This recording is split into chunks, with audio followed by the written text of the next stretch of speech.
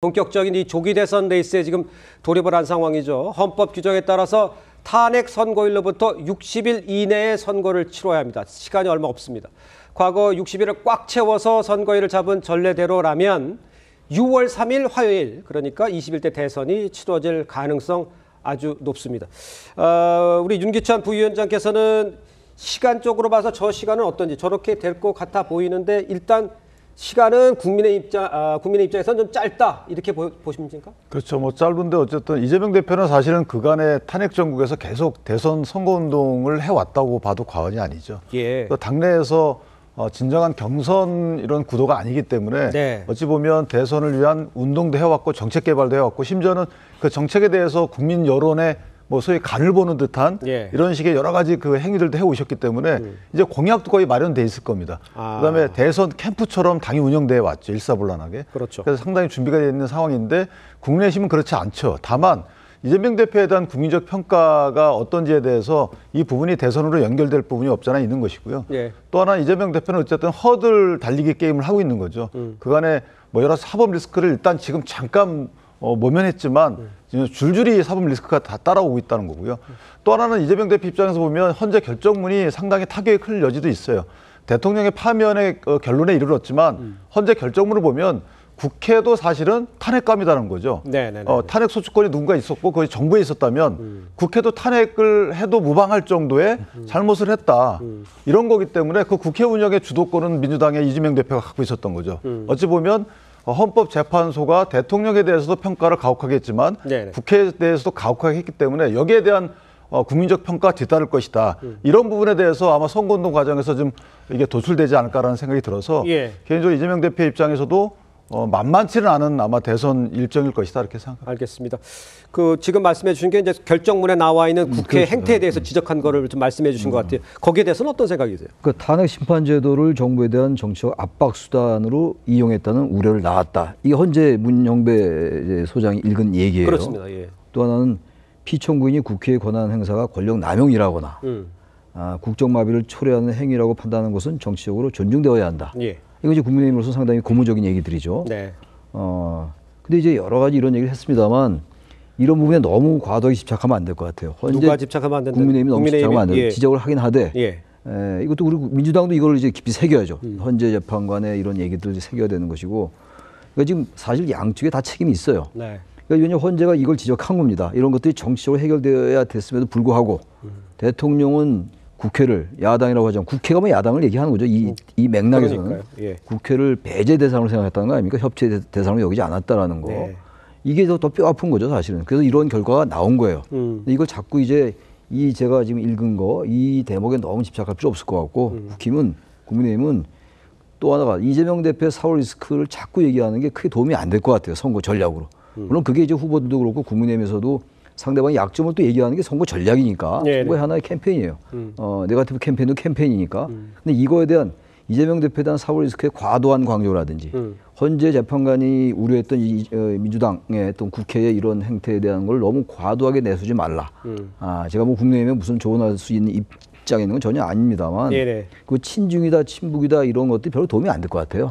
이런 것들이 도움이 안 되고 정말로 이제 국민의힘은 이런 엄청난 사태를 낳은 대통령을 배출한 정당으로서의 책임감을 더 계속 얘기하는 게 맞을 것 같아요.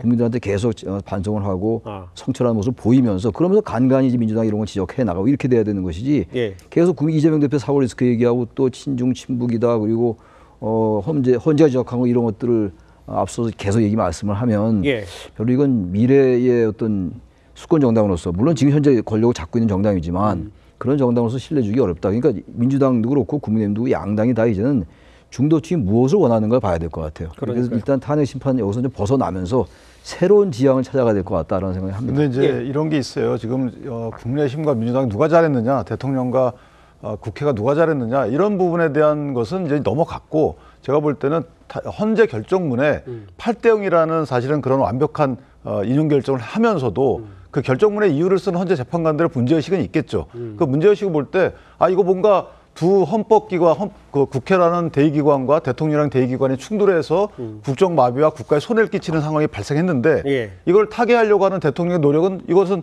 긴급권을 쓰는 것은 남용이라고 보고 그럼 대통령이 뭘 할 수 있느냐? 이건 민주주의 원리로 풀어야 된다는 거죠. 예를 들면 국민투표에 붙이거나 또는 다른 제도적 장치를 강구해야 된다고 하는데 현재는 그런 제도적 장치가 없어요. 그러면은 정치권은 뭘 해야 되느냐? 개헌을 해야 되는 거죠.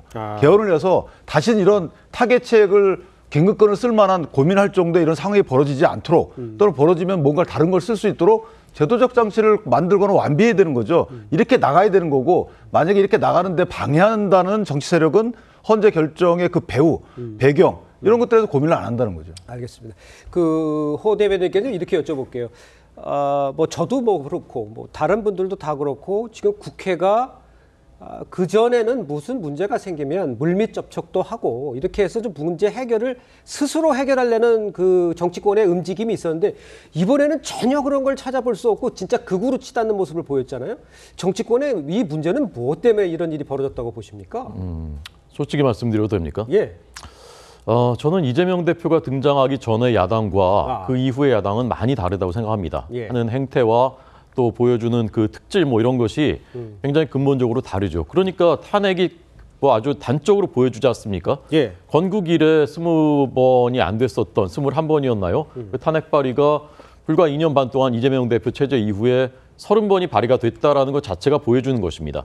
한쪽 상대가 그러면요, 이 대화와 타협이 사실은 이루어지기가 어렵습니다. 물론 그럼에도 불구하고 윤석열 대통령이 대화를 얼마나 시도했느냐, 윤석열 대통령에게는 대화 의지가 얼마나 있었느냐, 이런 부분도 역시 뼈아프게 받아들이고 비판받아야 된다고 생각합니다. 네. 그렇지만 저는 먼저 그 좀 반성하고 성찰해야 될 부분이 이재명 대표는 헌재 판결에 대해서 그냥 좋아할 것만이 아니라 네. 오죽하면은 헌재가 판결문에 저런 내용을 집어넣었겠는가, 본인이 이것의 원인을 제공한 부분이 없는가에 대해서 먼저 좀 저는 반성을 해야 된다라고 생각을 하고요. 예. 그런 부분이 좀 해소가 돼야 될 것이다. 앞으로 여야 관계에 있어서도. 그리고 지도자들의 역시 캐릭터가 굉장히 많은 영향을 미친다. 우리 정치에 있어서는. 그런 생각을 해봅니다. 알겠습니다. 우리 조현삼 부위원장께서는 보시기에는 제가 아까 똑같은 질문을 드린다면 과거 할 때에 그 싸우더라도 물밑 접촉이 있었던 근데 이번에는 그런 거 전혀 찾아볼 수 없는 왜 그런 일이 벌어졌다고 보십니까?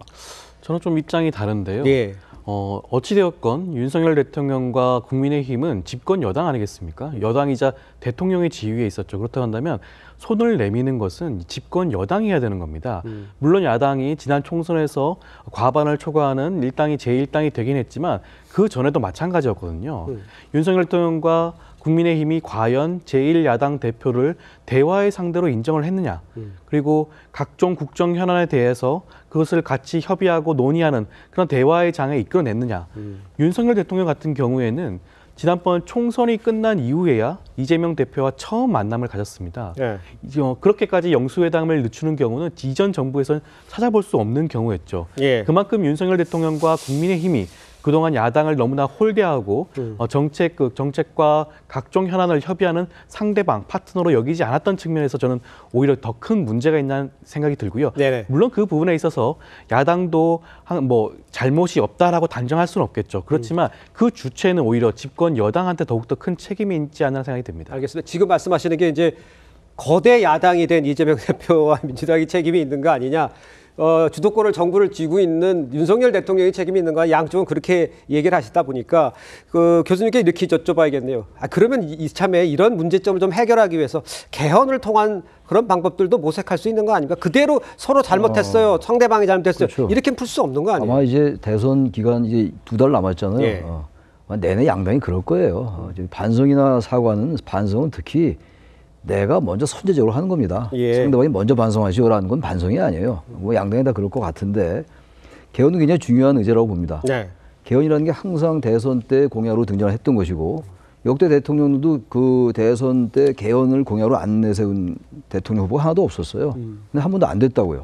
이번에도 이제 개헌 얘기가 나왔다가 이제 지금은 나올 수 있는 상황이 아니었다고 보는 것 같아요. 탄핵 국면에서. 탄핵은 끝났어요, 이제. 한 고비를 넘어갔고. 근데 2달 동안 개헌하기는 어렵죠. 물리적으로 쉽지 않습니다. 네. 그러니까 결국은 대선에 나오는 후보들이 어떠한 공약을 하긴 해야 될 것 같아요. 이번에도. 예. 왜냐하면 개헌이라는 게 우리 사회의 87년 체제 이후에 계속 나왔던 얘기들이거든요. 정치권은 물론이고 언론도 그렇고 시민사회도 그렇고 일반 우리 국민들께서도 그렇고 예. 개헌에 대한 얘기 공감대 다 형성이 돼 있어요. 이른바 7공화국을 열자. 예. 도저히 이 체제는 안 되겠다는 거 아닙니까? 지금 헌정 민주화된 이후에 대통령이 너무 불행해요. 어쨌든 결과적으로 뭐 원인이야 뭐 다양하겠습니다만. 예. 그다음 뭔가 이 체제를 바꿔야 된다는 건데 권력 구조를. 예. 근데 권력 구조를 바꾸는데 주로 나오는 얘기가 4년중임제더라고요. 4년중임제가 과연 지금 현재 이 체제에 여러 가지 생기는 파급되는 문제들을 해결할 수 있을 것인가? 전 대단히 부정적이에요. 4년중임제에 대해서. 저는 개인적으로 내각제를 주창한 사람인데 뭐 저희 개인적 의견은 중요하지 않습니다만 그렇다면 어떻게 이걸 바꿀 것인가를 여야가 합의를 해야 되는데 그 합의가 되겠냐 이런 얘기겠죠. 왜냐하면 벌써 이제 어제 심판 끝나고 오늘 벌써 여기서 이 양당에 계신 분들이 서로 상당히 이 겸손하게 말씀들을 하시면서도 어쨌든 상대방에 대한 날을 세우고 있거든요. 예. 정치라는 게 물론 그런 점이 있습니다만 조금 이제 이 상황이 진전이 되고 진정이 되고 이제 또 대선 경선 치르면서 상대방에 대한 그 비난이 격화되는 말이죠. 과연 대선에 대한 의제를 어떤 리더십이 말이죠. 예. 이걸 끌어내갈 수 있을 것인가. 그게 대단히 회의적이에요. 알겠습니다. 당위적으로는 당연히 개헌이 얘기가 나오고 7공화국을 열고 이런 논의가 있어야 됨에도 불구하고 과연 그게 가능할까? 그게 저로서는 대단히 아주 뭐 현실적으로는 걱정이 됩니다. 쉽지 않은 쉽지 상황이다 않다. 이런 네. 얘기를 해주시는 것 같아요.